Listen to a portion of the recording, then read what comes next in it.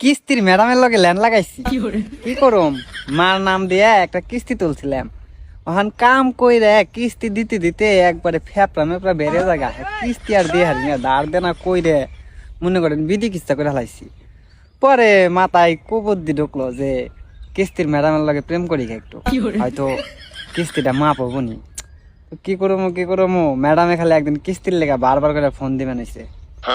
পরে কইলাম যে ম্যাডাম কিস্তি তো দিমু, তবে একটু লেট হইব, কিন্তু আপনি আমার বারবার ফোন দিয়েন। হ্যাঁ কয় কেন বারবার ফোন দিতে হইব কেন, যদি দেন তাহলে দিয়ে যাবেন সুন্দর মতো। আমি কই না, আপনি ফোন দিলে আমার ভাল লাগে, আপনার যে সুন্দর কণ্ঠ, এই কণ্ঠ শুনবার মন চায়। আর যখন কিস্তি দিমু তখন কিন্তু আপনি আবার অন্য কাউরে পাঠায়েন না। কয় কি কইতেছেন এইগুলা? আমি কইলাম আরে আপনার দেখতে আমার ভাল লাগে, সেই ভাল লাগে, এতদিন কিছু কই নাই, আজকে কইয়াই দিলাম। কি লেগে জানি ভাল লাগতেছে না, ভাবতাছি যে মরে যাম মনে হয়। পরে কয় আচ্ছা কিস্তি দিন ভদ্রলোকের মতো। আমি কই হ্যাঁ কিস্তি দিমুনি। যখন কিস্তির লেগাইছে তখন কইছি যাক, খুশি হইলাম যে আপনি আইছেন, আপনারা না দেখলে আমার খালি পরানটা ছটফট করে। পরে কইলাম যে আজকে অফিস টাইম শেষ হইলে বাসায় যে একটু ফোন দেন, গল্প সল্প করুন নেই। কয় কেন তো ফোন দিতে হইব কেন? আমি কই আরে দিতে কইছি দিয়েন, সমস্যা নাই।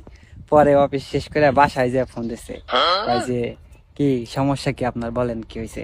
পরে পেলাম যে দেখেন আসলে আপনি কিস্তি টিস্তি নেন তো এই কারণে কিছু কইবার সাহস পাই না, যদি আবার অন্য কোনো কিছু মাইন্ড করেন তো সত্যি কথা এটাই যে আমি আপনারে পছন্দ করি, আপনারে আমার অনেক ভালো লাগে, কিন্তু কিছু কইতে পারি না আপনারে। আপনারে দেখলে আমার মনের মাঝে যে সুখ লাগে ওই সুখ আমি পৃথিবীর কোনো